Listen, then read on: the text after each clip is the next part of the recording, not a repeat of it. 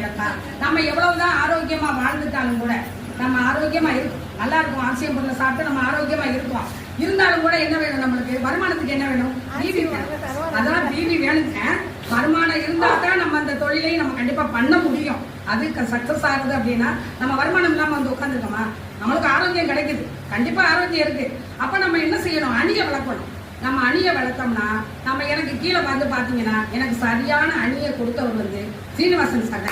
அவரை எங்க இருந்தாலும் நம்ம மறக்க மாட்டோம். ஒரே ஒரு நபரை காமிச்சார், ராஜராஜேஸ்வரி சத்திரப்பட்டி. இப்ப சொல்ற நம்ம ராஜராஜேஸ்வரி சத்திரப்பட்டி.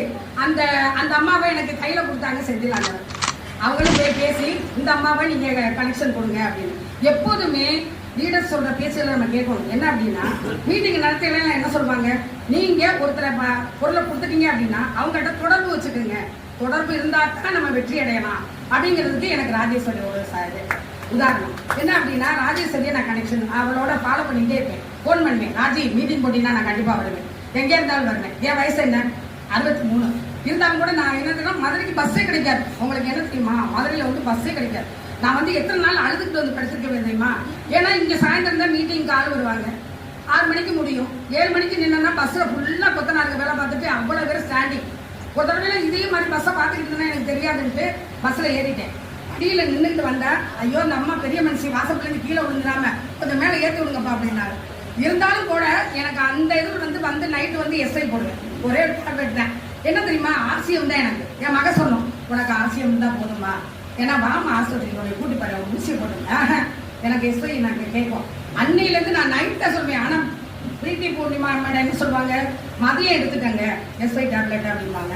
என்னைய பொறுத்த மட்டும் நான் நைட்டு தான் போட்டு படுப்பேன். எனக்கு சக்சஸ் எல்லாமே என்னன்னா உடம்பு வலிக்காது. காலையில எந்திரிச்சோன்னா எங்க வேணா நம்ம போற இடத்துல வர இடத்துல தண்ணி குடிச்சுட்டே இருக்கோம். தண்ணி குடிச்சோம்னா சளி பிடிக்குமா இல்லையா? ஏன் ஏற்றுக்கு சளி பிடிக்கும். அப்ப வந்து நான் என்ன செய்வேன், எல்லாத்தையும் குடிச்சுக்குவேன். சட்டத்து கொடுத்தாலும் குடிச்சுக்குவேன், டீ கொடுத்தாலும் குடிச்சுக்குவேன். எல்லாத்தையும் குடிச்சுக்கிட்டு கூட வந்து கலகலம் இருந்தா கூட எஸ்ஐ போட்டு படுத்தா காலைல ஃப்ரீயா இருந்துருச்சுவேன். 4:30 முடிச்சிருவேன். நீங்க என்ன நினைச்சாலும் நினைச்சுக்க, 4:30 வந்துருச்சு. யோகா பண்ணுவேன். இன்னைக்கு யோகா பண்ணுவேன்.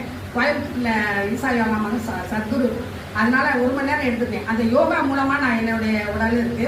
இப்ப ஆர்சிஎம் பொருளை சாப்பிட்டு அதை விட ஆரோக்கியமா இருக்கேன்.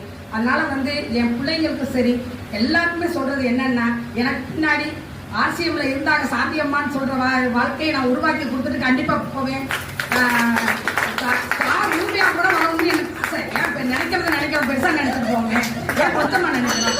நான் கண்டிப்பா வருவேன். அதனால ரூபி எல்லா லெவலுக்கு நான் வரணும்னு ஆசைப்படுறேன். அதனால வந்து எல்லாருமே என்னுடைய